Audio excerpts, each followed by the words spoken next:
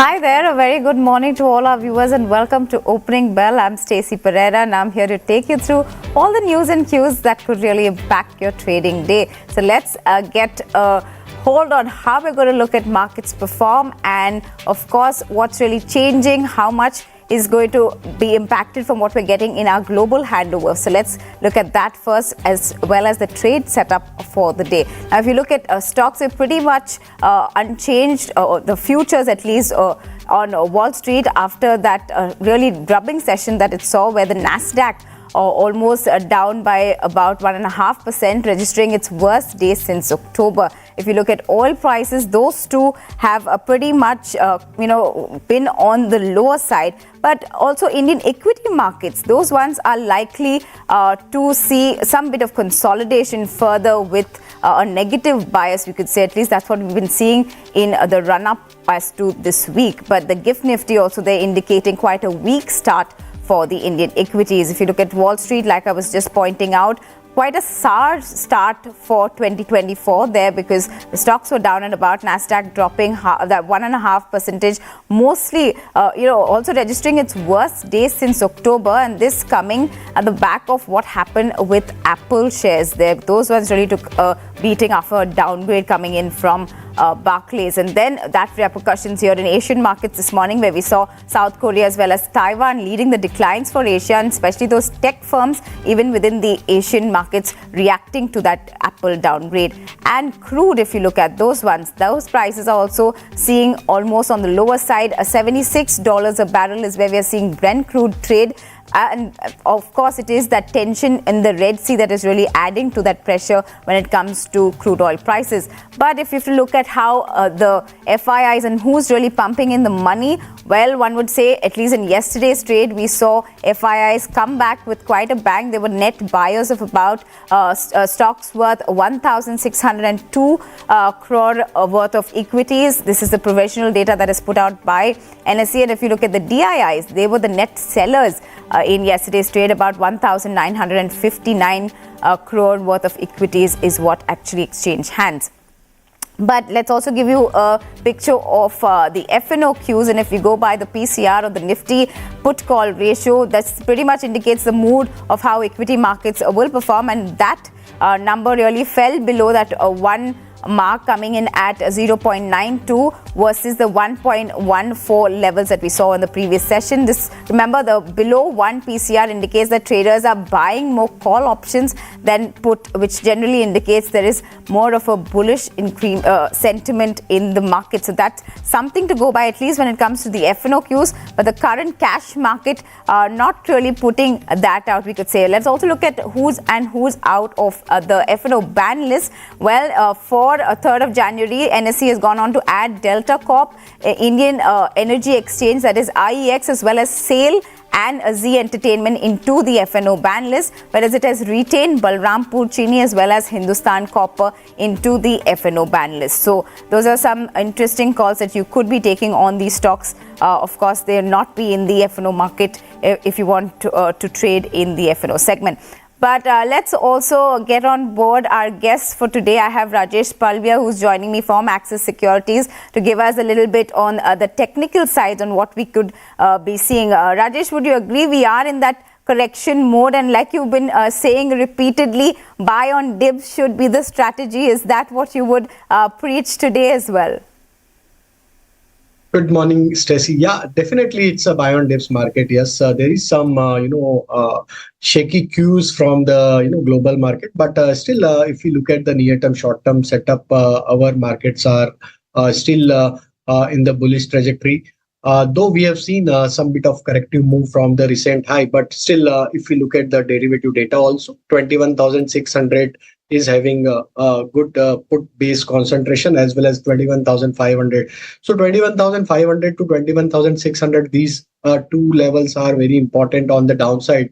Until we are holding this level, we don't see any kind of major corrective move to come in the market. Possibly we may take support in the range of 21,550. That is the major support area at this moment, and if we hold those levels, then possibly we can see a pullback action towards 21,750, 21,800. That is the major challenging level, because most of the call writers have created their short position at 21,700, 21,800 strikes. So these levels we need to watch closely for this weekly expiry. At least if it crosses those levels, then short covering will initiate in the market. Though there was long unwinding in the Nifty, but on the Bank Nifty, there was a short built up. We have seen a significant corrective move in Bank Nifty. And almost now, Bank Nifty is trading near to its important support, critical support area of 47,700, 600 zone. That is a major put-based concentration. If we breaks below 47,600, then we might see further more unwinding trade in the Bank Nifty, and then possibly we can see pressure towards 47,300, 200 kind of zone. But if we analyze the overall structure for market, both indices are very well placed on the bullish trajectory for near term to short term. So still we hold our strategy buy on dips at this moment also. If you get any chance near to support area, it's again, buying opportunity to buy in the decline. Right, we're barely some seconds away from market to open, so we'll see whether those levels are something that we need to be tracking very closely, because if you have to look at the overall market scenario, we are seeing, a little bit of negative sentiment, or we could say a bit of that bearish feel coming into the markets, at least what we have in the past two sessions of this week. So we'll have to, see if that continues, and pretty much that's what we're getting to see on that opening bell as anticipated, because the Nifty 50 there coming in with about 0.2% cut. At that, pretty much those 21,600 levels to start off with. Let's look at the other indices as well. The Sensex, maybe that one also coming and showing some bit of pressure. Bank Nifty on your screen, say that one with almost close to 0.5 percentage point cuts there. So that is pretty much in that corrective zones. Mid cap and small cap, that one pretty flat, we could say, at this open. In fact, yesterday those were the only outliers when it came to it. There's small cap also there in the green. So pretty much that continuing in today's trade as well, where you're seeing the mid cap and small cap still trying to hold on to some bit of gains. Nifty IT, that index is taking some sharp cuts, 1.21% down there at the opening bell. So seems like the IT pack is going to see some bit of pressure. Pharma again there in the positive. It was the top gainer in trade yesterday as well.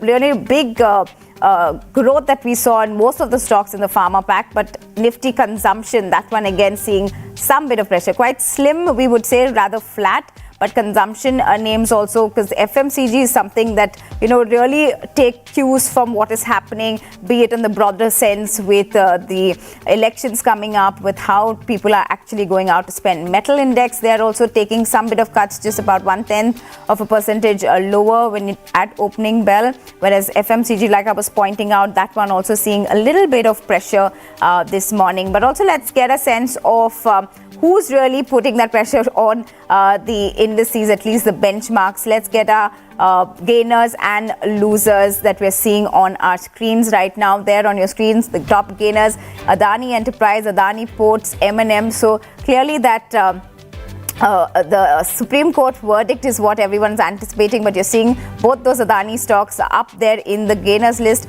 Eicher Motors, Bharti Airtel, as well as BPCL coming there. Now Eicher Motors, the past 2 days was one of the biggest laggards, in fact. So now you're seeing some bit, people are clearly buying on dips, and which is why you're seeing Eicher Motors today in the positive. Let me bring back Rajesh and ask him what he's making of the sense. Pretty much in line with what we're really thinking, markets taking those fewer cues, being selective, one would say, in such kind of a scenario, Rajesh?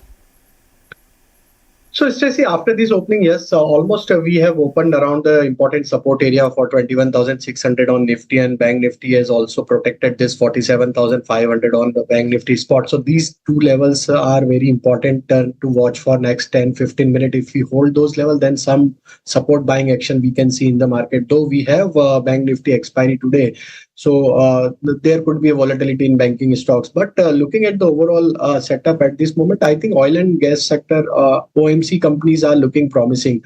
So I think one should focus on HPCL, BPCL. These two stocks are looking promising. I think these stocks can show good traction towards upward side. So HPCL is looking promising. One can initiate here buy. And another sector that we like at this moment, that is pharma, and clearly Sun Pharma is outperforming. I believe that one should look at to buy Sun Pharma also. Here good traction in terms of buying, and we believe that Sun Pharma can scale up to the level of 1340, 1350. So one should look to buy this stock with stop loss of 1285. So OMCs and pharma, these two space is looking promising at this moment, and we believe that bullish momentum is likely to continue for these two space.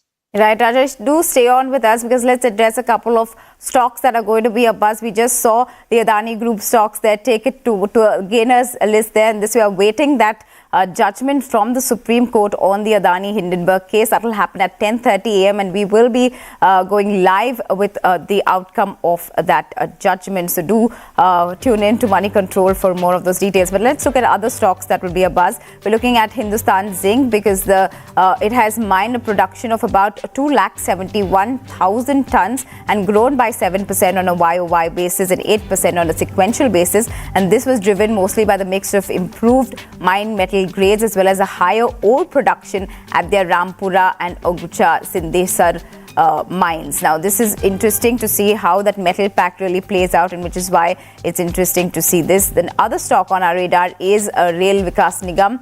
This after there was a joint venture between the KRDCL as well as RVNL, which have signed a letter of acceptance for the major upgradation of or redevelopment of Varkala railway station. This in Kerala. This project is going to cost about 123 odd crore rupees. And another stock from the PSU pack that could be a buzz is Coal India. Now this because Coal India has supplied an all-time high volume of 98 million tons, this to the non-regulated sector NRS, this till December of FY24. This converts to a whopping 23 million tons increase with the 31% growth over their 75 million tons that was produced last year around. So these stocks will be quite interesting to look out for in trade. Rajesh, let me get one quick sense from you on what stocks are on your radar and what picks do you have for today's trading session. So I think pharma is the space where we have seen good momentum. So I think after this opening, Biocon is looking promising, and I believe that Biocon can continue furthermore upside towards 278 to 280 kind of zone. So one can look to buy this stock with stop loss of 264. As I mentioned in my opening commentary, that oil and gas sector is also looking promising. So we mentioned HPCL. Another stock is looking promising, that is Petronet. Stock was underperforming, but now the recovery is taking place since last couple of weeks. And looking at overall data setup, we believe that Petronet can move further higher towards 235, 240 kind of zone. So one can buy this stock also with stop loss of 224. And the third stock that we like is from FMCG space, that is ITC. Overall structure is bullish, and stock managed to give a long consolidation of almost 15-20 week, and this breakout is clearly indicating that ITC can scale up to the level of 485 to 490. So one can buy and accumulate this stock with stop loss of 462. So for our viewers, it's a Biocon, Petronet LNG, as those are on Rajesh Palviya's list for today, and we're going to see how the other stocks as well transform and perform in today's session. Thank you so much, Rajesh Palviya, there of Axis Securities, for giving us your time and speaking with us this morning. But let's turn focus to the fundamental story and how the India story is really turning out. We have quite a few of those factors aligned, we would say, or the stars aligned for the India story or the India growth story. And let's discuss how that will play out when it comes to that translating to the Indian equity markets. And joining me for that is Feroze Azeez, the Deputy CEO at Anand Rathi Wealth. Very good morning, Feroze, and a very happy new year to you as well. Are we seeing a return of the FIIs? That's what I want to come up to first, because that turnaround is what we're talking about. Hopefully, they are coming back. We're seeing that even in the fund flows, at least if you just go by yesterday's fund flow, FIIs were the bigger buyers there. Where really are they going to be parking their money in 2024? Will it be large caps, mid caps, or small caps, according to you? Happy New Year, Stacy. Wish each viewer a great year as well and a prosperous one. Like you said, FIIs are back with a bang. If you look at November data, 9,000 crores was added, but in December you see close to about 60,000 plus crores added in one single month. FIIs love the fact that there is continuity in terms of government. The probability of the government continuing went up dramatically. You've seen, if you analyze the last 5 general elections, the behavior of FIIs during the periods of a change in government, whichever that may be, is very fearful and they exit. So this higher probability of continuance, which was already high, has resulted in the money which was sitting on the sidelines to come in. Having said which, if this becomes a certainty that the government continues, and the kinds of monies which are waiting on the sidelines is very, very high. That's point one. Coming to your second part of the question, where would they put the money? There's been a paradigm shift which needs to be noticed from 2018 to now. FIIs have changed their behavior when it comes to Indian capital markets. What they were doing in the past was sticking to 50 companies. In 2019, they expanded their universe to 100 companies of India. Now, when you see their participation in the small and mid-cap stocks, it's unbelievable. The number of FIIs in smaller stocks are in dime a dozen. Now, I see so many small cap stocks where there are 50 FIIs owning small amounts. So point is, FIIs are going to be participating in the India story, not with the large cap alone, but in the small cap. But small cap comes with smaller market caps. So the kind of pre-rating you see with smaller amounts of monies is very high. That's why you see small cap outperforming. In fact, we were very bullish on small cap, is why in the last 1 year, we expanded our small cap exposure in our mutual fund model portfolio from 5 to 30%, which was one of the most dramatic changes we have ever done in our company. And that paid out. But I personally think there's so much more juice left in the small cap. If you look at the kind of inflows which are coming, even on the domestic sides, our estimate before the AMFI number, of course, in the small cap funds is 3,000 crores for December. The precise number or reported one is expected. So outperformance of small cap will continue. From a liquidity standpoint, of course, I will tell you about the earnings potential and the valuations as well as we go. Right. Let's also look at the fact that how a Fed is reacting, because we are going to have the FOMC minutes come out later this day. And should one really be cautious, especially when you come to, we already know, and it's kind of factored in now that, there are rate cuts coming, and to what level and what percentage will just have to be, we'll wait and watch that, how it plays out. But how does that change for especially IT as a sector, because a lot really changes for them in terms of their demand and their spends that they're going to put out. So how is that going to play out? And especially, should we already forgive or really negate the fact that those cuts are coming, or there could be a surprise there for us? Stacy, in my opinion, when it comes to an investor, it's more about trying to find out the year calendar year 2024, will it be of rate hikes or rate reductions, and by how much? Each transaction in the year in terms of a rate reduction or a narration does not impact how an investor has to look at his money. Of course, a trader is going to be has to be very watchful of each transaction in the 2024. If I try and accumulate, and that's how we look at it, because we're more managing long-term monies, there are close to about 140 to 150 rate cuts globally by central banks expected in 2024. And I think with some degree of 5-10% tolerance, this number is going to happen. If that is going to happen, there is going to be some degree of flight of capital from debt to equity globally. That's what the calendar year 2024 has in store. So I would not be too perturbed about my strategy for the full year with respect to what happens in the minutes currently. But I'll be looking at how many rate cuts globally will happen for the year. And that's our estimate of about 150 rate cuts central banks are going to do globally. Right. But I also want to get your sense on the IT stocks. If I just have to go by, yesterday we saw quite a drubbing overseas in the US, where there was a downgrade for something like Apple, and which is why you saw, the repercussions in Asian markets, even here, our IT index. So, of course, this is just a knee-jerk reaction, one would say. But how is one supposed to be treading these stocks here? We have earnings also coming just about a week's time from now, both TCS and Infosys coming out with their Q3 numbers. numbers. So how should one be looking at this point? Yes, a trader definitely should be a little more cautious on the IT side. But I think an investor, as I've been bullish as a company for the last 6 months on IT, because there was clear evidence of bottoming out. Anytime a stock performs better on a result day on a bad result, that's a reasonable lead indicator to it being bottomed out. And that happened in the June quarter. That's when you start buying that sector, when you see bottoming out, and this becomes a lead indicator, point one. Point two, IT as a sector in this calendar year, we believe has a 4-5% outperformance possibility with respect to Nifty. Nifty IT can beat Nifty by about 5%. And that's how relative investment is what we should look at, relative outperformance. And that's what we look at. 5% is on cards.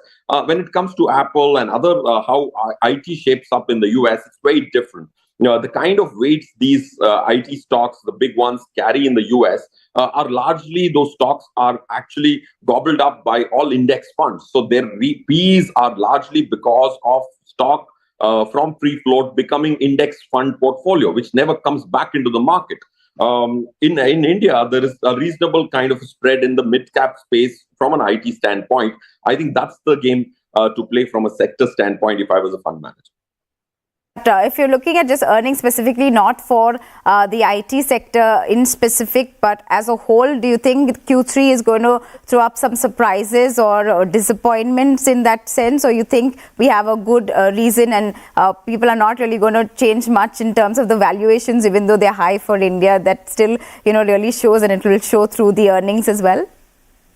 I think, Stacy, the valuation being high, people don't do the math so much. They go by the headline number. If you look at the earnings growth over the last 3 years, when we predicted, when it was 532 Nifty earning, we predicted 750, and that turned out to be 777. The next year it was 819, in spite of Axis writing off some money to buy the City Consumer Bank. It was 819 last year. This year we projected 945. We are already on track for 965. Next year we are projecting about 1080. That seems on the cards. So when Nifty doubles and earnings double too, then valuations don't change. 21, 22 P on a forward-looking basis for a country like ours is not too expensive. So we compute something called the froth in Nifty, which is the numerical value differential, the arithmetic differential between what is the current market price and what should be the fundamental level of Nifty, right, wrongly. We try and find that difference, and that's just 1.6% extra valuation. So the froth in the market, even if it's 20%, it's called froth. And if it is 1.5%, it's still called froth. So English words hide more than they speak. So it's very important to take pen and paper and do the math. And if I'm looking at the math, it says just 1.5% froth. And that's not too much of a froth. When in the past, Nifty has shown a 30% froth also when we've started computing it over the last decade. And since you talk about froth and bubbles, I would want to ask your view on IPOs, because we've seen a flurry of activity. Yes, this first week has been, we're not seeing any major, the main board listings at least, but for the listing in the SME segment today itself. So how should one be looking at IPOs? Is it the market sentiment right to be entering in such companies, or how would one really have to tread with caution here? Stacy, if I look at data, Indian behavior with respect to IPO, investors' behavior is very different than how Globe's behavior is when there is an IPO. You look at any IPO on the listing day, there's twice the stock which went as free float got traded. So most people are trading IPOs for the listing gains. So I personally think that the strategy of the person has to be very different if you're going to be buying an IPO from a long-term standpoint and a trading mindset. But India is buying IPOs from a trading mindset. You look at the volumes in the first 2-3 days, that'll substantiate the hypothesis which I'm saying. Point one, I'm saying that IPOs have to come. If valuations are attractive on the mid cap and small cap space, there are about 34 companies in the NSE 500 greater than 100 P. There are 160 companies greater than 50 P. So it's very likely and very rightly so that promoters would want to dilute their stakes when the market is hunky-dory. But if you are an investor in an IPO, you should wait till it settles down. Look at a couple of quarters. If you're a trader, definitely demand and supply can give you some listing gains. So I would be very happy, because India as a country already has the maximum number of listed stocks in the world, but requires far more investing opportunities. Fund managers find it difficult to find interesting opportunities in the listed space. So I'm very excited that our our listed space is expanding. Our market cap will in turn expand as a proportion to GDP. So this is one of the best developments for a country over the next couple of years. Better listed space ideas. Interesting. Before I let you go, one last question, because we are barely a month away now from the budget. Yes, it's only going to be a vote on account, but what are your expectations? If not, this time around, when the government does come to power, could there be any changes that we could expect when it comes to tax structures, and how much could that then really sway the markets as well? Stacy, I personally think that the budget is going to be good. If you look at how we have been very prudent on the fiscal side, we have just penetrated 44-45% of our fiscal deficit target. For the first 7 months, the average for the last few years is 73% penetration. So that means there's a lot of money which is supposed to be spent in the last 5 months of this year. So the budget is going to announce a lot of expenditure, not largely for the next year, because that's going to be a budget which is the final budget for this government tenure. So I personally think it's going to be a little populist kind of a budget, but I don't think a large tax reform is possible in a budget like this. But if you look at the fine print and if you read between the lines of how this government has behaved in terms of taxation, their theme has been simplicity. Business taxation was simplified. Direct income tax was simplified. The next thing which I look for, maybe not in this budget, in the next budget or a couple of budgets, is simplifying capital gain tax in India is consistent with the theme this government has shown. If you look at capital gains in India, they are very weird. Real estate becomes long-term in 2 years, debt becomes long-term in 3 years, equity becomes long-term in 1 year, which is exactly the opposite how you would want to motivate investor behavior. So I think capital gain tax has a three-dimensional matrix, STT paid, non-STT paid for different tenures and different asset classes. I think that such simplification is going to be on the cards if I read the theme on which taxation has been changed in the last 8-10 years of this government. Well, that would be interesting to see, and if that does play out, it is one of the wish lists that we've seen from most of the people who come across and say what they want from the budget. It would be a simplification of that long-term capital gain tax, and we've been awaiting that for some time now. But thanks so much, Feroze Azeez, there from Anand Rathi Wealth, for giving us your time and perspective and helping our viewers to navigate through this market scenario. But with that, it's a wrap and goodbye from the entire team that puts this show together. Thanks so much for watching, but please do post your feedback for us in the comment section below and follow us in the link at the bottom of your screens. For rest of the updates, stay tuned to Money Control as well as the Money Control app.